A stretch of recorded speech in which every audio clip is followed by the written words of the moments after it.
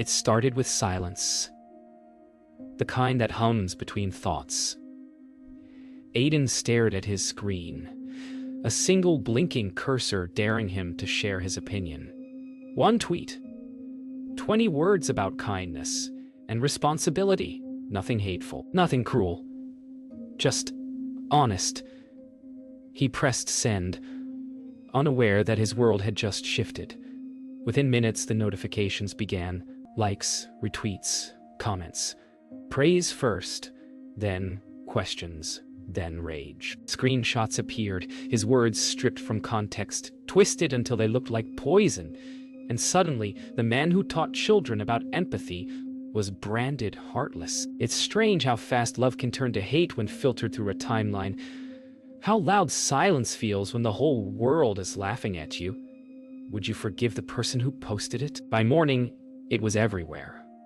News feeds, group chats, even school gossip. The words were no longer his. They belonged to the crowd. Everyone had their version of what he meant. Their truth louder than his silence. Aiden tried to explain, but no one cared. They didn't want an answer. They wanted a villain. And the internet always finds one. Claire watched the chaos unfold with pride at first. Every retweet felt like justice. Every comment like victory. But somewhere between outrage and obsession, she stopped remembering why she started. It wasn't about truth anymore. It was about attention. Jordan typed his headline with a strange ache in his chest. He told himself it was just another story. But when he saw Aiden's eyes in the viral photo, he hesitated. For a brief second, he wondered if this was how truth died. Not with lies, but with carelessness. That night, Aiden deleted the tweet, but it was already too late. Screenshots lived longer than apologies. The digital storm had no mercy. Only momentum. As the city outside slept, Aiden sat in darkness, realizing the scariest part wasn't that everyone hated him. It was that they didn't even know him. By the second day, Aiden's name wasn't just a post. It was a headline. Every channel, every timeline, every whisper in every hallway had his face on it. People he'd never met spoke about him like they'd always known him. Journalists quoted his tweet without context. Influencers posted long videos condemning him. He watched strangers build a story from fragments of his words, each one louder and crueler than the last. The truth had drowned under waves of retweets, and as he scrolled through the chaos, he realized, once the internet names you guilty, no apology can make you innocent again. Claire's tweet had exploded. Thousands of retweets, thousands of angry hearts. For the first time, she felt powerful.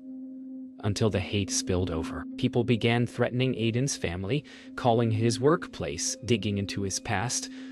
The movement she started no longer belonged to her. It had teeth now, and it was hungry. At school, whispers became louder than lessons. Students passed around screenshots, teachers exchanged uneasy glances, and Mrs. Patel tried to pretend everything was fine. But when the board called her into a meeting, she knew it wasn't about education anymore. It was about damage control. Jordan stared at his inbox. Editors asking for updates, sponsors wanting clicks, deadlines piling. Every headline he wrote about Aiden made the numbers climb higher. Deep down, he knew he was feeding the fire. But it was easier to justify it as just doing his job. The internet didn't reward truth. It rewarded outrage. By evening, Aiden was suspended. A formal letter, a polite phone call, and a quiet end to everything he'd worked for. He walked home through a crowd that looked away when he passed. He wasn't invisible. He was avoided. And in that silence, he understood the true power of cancel culture. It didn't just shout at you. It erased you. Aiden thought losing his job was the worst part, but it wasn't. The real pain came when people he trusted stopped answering. His friends' messages went silent, his neighbors avoided eye contact, and even his family hesitated to call. His photo appeared in headlines beside words like, disgraced and controversial. He became a symbol of something he never meant to say, and as he scrolled through strangers celebrating his downfall, he realized the internet didn't just cancel his career, it canceled his humanity. Ethan tried calling again. No answer.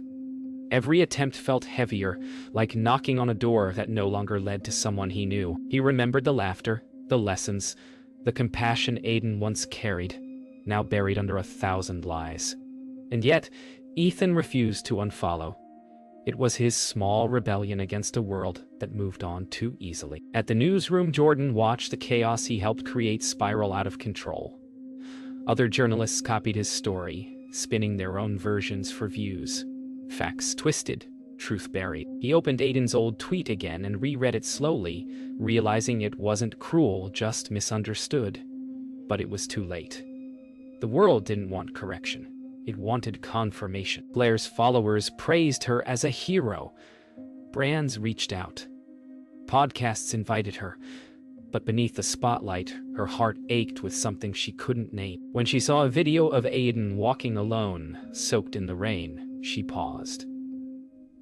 For the first time, she wondered if she'd gone too far.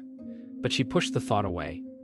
The internet wasn't kind to people who changed their minds. That night, Aiden turned off his phone. No more alerts, no more noise, just silence. But the silence wasn't peace, it was absence. He looked around his apartment, once filled with laughter and lesson plans, now stripped of warmth. The world outside continued to shout, but inside, there was nothing left to take. He finally understood. Cancel culture doesn't end your life in one moment. It erases you piece by piece, until even you stop recognizing yourself. Days blurred into one another. The clock ticked, but Aiden no longer noticed. Every sound, the hum of the fridge, the vibration of his muted phone, felt too loud. He deleted his accounts one by one, each click like a funeral for a piece of himself. The world outside kept spinning. Hashtags replaced, trends changed. But inside his small apartment, time had stopped. Silence became his only company, heavy and endless. Outside, people moved on. New scandals rose. New villains appeared. The internet had found fresher blood. But for Aiden, the noise lingered in memory. Every notification tone now felt like a gunshot. Even when silence returned, he couldn't unhear the laughter, the judgment. He began avoiding windows, afraid of faces, afraid of eyes. The world no longer felt safe. Not outside, not even in his mind. Ethan kept trying. He dropped by with groceries, texted late at night, even slipped notes under the door. But Aiden never answered. Ethan didn't blame him. He blamed the rest of them. The crowd that demanded perfection but offered no forgiveness. Every time Ethan walked away from that door, he wondered if loyalty was enough to pull someone back from silence. Mrs. Paddle wrote an email she never sent. She wanted to tell Aiden she believed him, that she was sorry for not defending him when it mattered. But she deleted it, afraid it was too late, or maybe afraid that it wouldn't make a difference.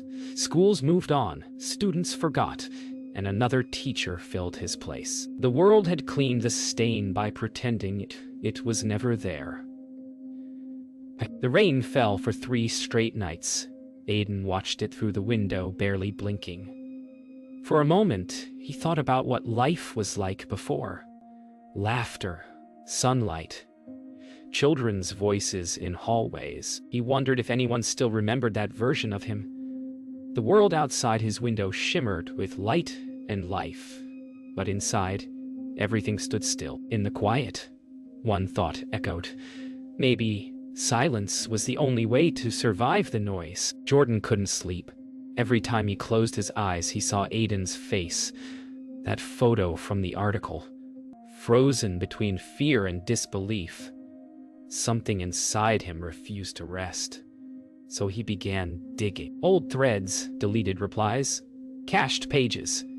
And there it was. The original conversation. Screenshots edited. Words rearranged. The truth had always been there, buried under rage. All it took was someone who cared enough to look. Claire was live when she saw it. A new post trending. The tweet that wasn't what you think. She froze mid-sentence, eyes darting to the comments exploding beneath her stream. The video replayed side by side, her accusation next to the real message. The truth hit harder than hate. Her hands shook, her voice cracked. It wasn't outrage anymore. It was shame. Aiden didn't see it right away. His phone lay silent for days.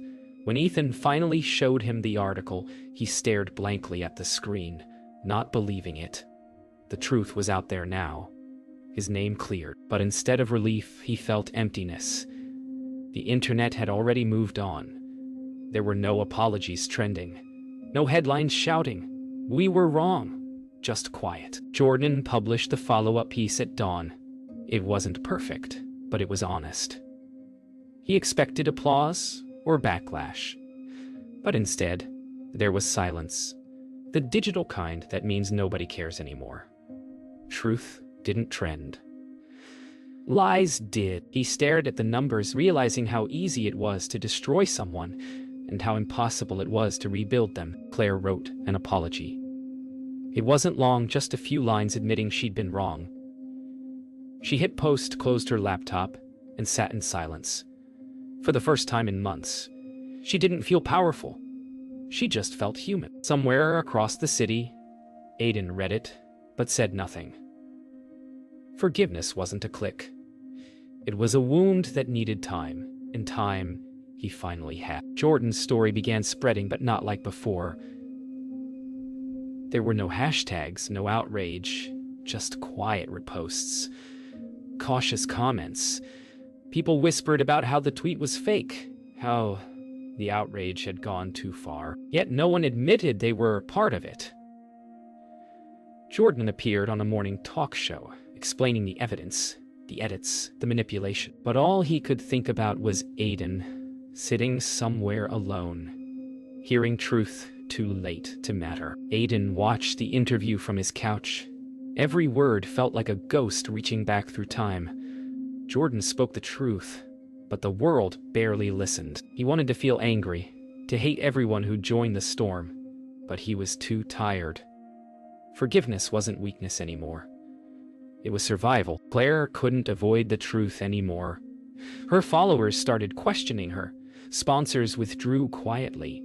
For the first time, her silence was louder than her words. She sat before her camera, trembling, ready to speak.